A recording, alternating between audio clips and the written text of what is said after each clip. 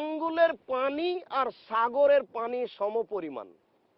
আল্লাহর নবী বলছেন যে তোমাদের কোনো ব্যক্তি তার আঙ্গুলটা সাগরে ডুবাবে, সাগরে ডুবিয়ে দেখবে আঙ্গুলে কতটুকু পানি আছে। আঙ্গুলের পানি আর সাগরের পানির তুলনা হচ্ছে ইহকাল আর পরকাল।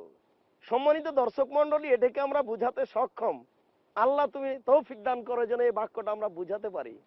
যে আল্লাহর নবী বলছেন যে তোমার আঙ্গুলটা সাগরে ডুবাও, ডুবিয়ে উঠাও, দেখো তো আঙ্গুলে কতটুকু পানি আছে আর সাগরে কতটুকু পানি আছে। আঙ্গুলের পানি হলো পৃথিবী আর সাগরের পানি হলো জান্নাত।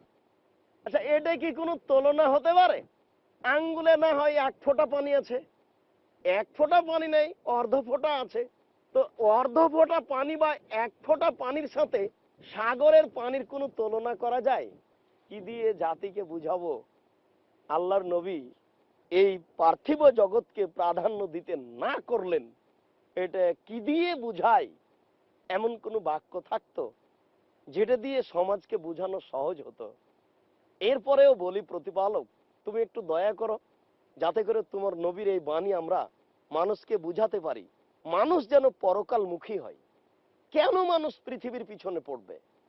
আল্লাহর নবী বলছেন যে আল্লাহ তাআলা বলছেন, মা দাত্তলে বাদিয়া সলেহিনা, আমি আমার ভালো বান্দাদের জন্য এমন কিছু রেখেছি, মা রাআত আইনুন, যা চোখ কোনোদিন দেখেনি, ওয়ামা সামিয়াত ওযনুন, যা কান কোনোদিন শোনেনি, ওমা খাতারা বেকালবে বাশার, মানুষের অন্তর কোনোদিন পরিকল্পনাও করেনি।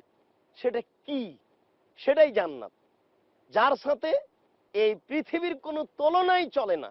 আঙ্গুলের পানির সম পরিমাণ এই জিনিস নিয়ে আমি আর আপনি কেন এত মত্ত?